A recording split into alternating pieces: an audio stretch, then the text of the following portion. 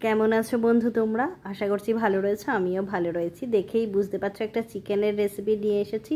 বলো তো কি চিকেন কিভাবে বানাচ্ছি দেখো। প্রথমে নিয়ে নিয়েছি মাংস, নিয়েছি কুচি করা পেঁয়াজ, রসুন, টক দই, গোটা জিরে, গরম মশলা, ধনেপাতা আর কাঁচা লঙ্কা। ব্যাস এই দিয়েই এই চিকেনটা রান্না করব। প্রথমে কড়াইতে আমি রসুন আর কাঁচা লঙ্কা দিয়ে দিচ্ছি, দিয়ে এটাকে ভালোভাবে ভেজে নেব। এই সময় কিন্তু এটা শুকনো খোলায় ভাজছি, কোনো রকম তেল দেবে না। তারপর দিয়ে দিলাম ধনে পাতাগুলো, দিয়ে ভালোভাবে এটাকে কিন্তু ভেজে নিচ্ছি। দেখো এবার আমি এটাকে তুলে ঠান্ডা করব।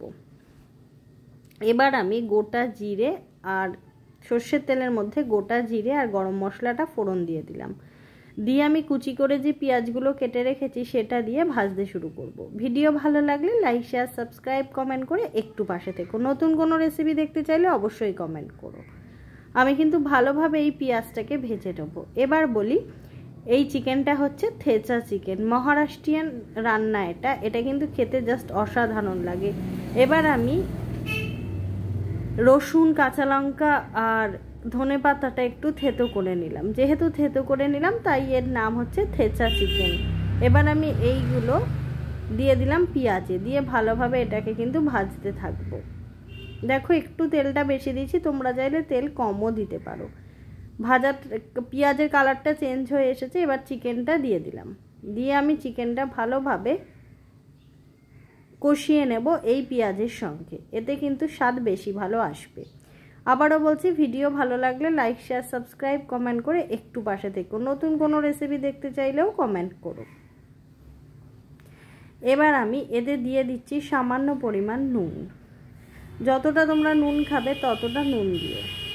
এবার আমি নুন দিয়ে দিলাম, দিয়ে ভালোভাবে চিকেনটাকে এই নুনের সঙ্গে আর পেঁয়াজের সঙ্গে ভাজতে থাকবে। দেখো কালারটা চেঞ্জ হয়ে আসছে চিকেনের, দেখতে পাচ্ছ। এবার আমি এটাকে একটু ঢেকে রেখে দেবো, কারণ চিকেন থেকে জল অলরেডি কিন্তু ছাড়তে শুরু করবে। দেখো চিকেন থেকে জল ছাড়তে শুরু করে দিয়েছে। এবার আমি যে টক দইটা রেখেছিলাম সেই টক দইটা কিন্তু এবার দিয়ে দিচ্ছি। এক বাটি, ছোটো বাটির এক বাটি টক দই দিয়েছি, 50 গ্রাম মতো টক দই দিয়েছি। দিয়ে আমি ভালোভাবে চিকেনের সঙ্গে টক দইটাকে কষিয়ে নেব। যত কষাবে তত কিন্তু স্বাদ বেশি বাড়বে। এই সময় গ্যাসের আঁচটা কিন্তু মাঝারি আঁচে রাখবে, খুব একটা বেশি আঁচ দেবে না, তাহলে কিন্তু মাংস ভেতর থেকে ভালোভাবে সেদ্ধ হবে না।